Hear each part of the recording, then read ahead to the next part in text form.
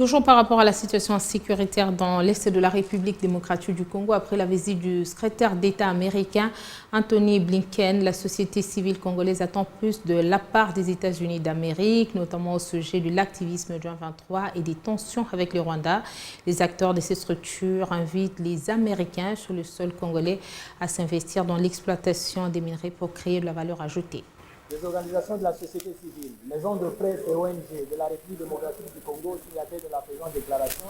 saluent l'arrivée du secrétaire d'État américain Anthony Blinken à la République démocratique du Congo pour une visite officielle du 9 au 10 août et à cet effet font la déclaration suivante. Elle salue la publication du rapport des Nations Unies dénonçant l'intervention du gouvernement rwandais et de son armée sous couvert du mouvement terroriste M23 défait en 2013 et demande au gouvernement américain de sanctionner tous les responsables rwandais, autorités civiles et militaires, pour violation des frontières congolaises, tueries, viols, vols, pillages des ressources naturelles. Elle demande au gouvernement américain de se désolidariser avec le régime dictatorial et sanguinaire du Rwandais, d'imposer un embargo sur l'achat d'armes contre le régime génocidaire et terroriste de Kigali et d'autres pays voisins qui entretiennent les groupes armés en RDC. La suspension des aides ou subventions financières américaines et de toute coopération avec le Rwanda et les pays déstabilisateurs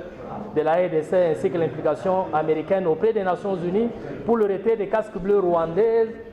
de toutes les opérations de maintien de la paix sous bannière des Nations Unies, comme l'a demandé le Congrès américain au mois de juillet. Elles attendent du gouvernement américain le soutien à la démarche de la RDC tendant à obtenir la levée totale et sans condition de l'embargo sur l'achat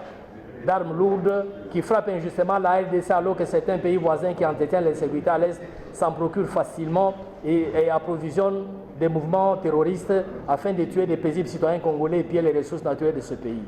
Elles attendent du gouvernement américain des actions concrètes en faveur de la RDC et sa population dans le cadre du partenariat privilégié pour la paix et le progrès voulu par les deux pays.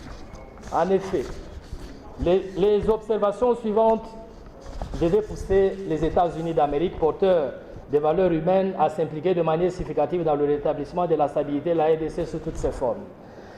Nos organisations attendent que le gouvernement américain incite les entreprises américaines, Tesla, General Motors, Microsoft, intéressées par le cobalt, le coltan, la cassiterite, le manganèse, le cuivre, le bois, le pétrole et d'autres ressources naturelles à venir directement négocier avec le gouvernement congolais, à s'installer dans les provinces du Kivu, du Katanga afin de se ravitailler à la source auprès des entreprises congolaises en créant la valeur ajoutée avant leur exportation au lieu de s'installer dans les pays voisins à encourager la distance, l'insécurité et les pillages.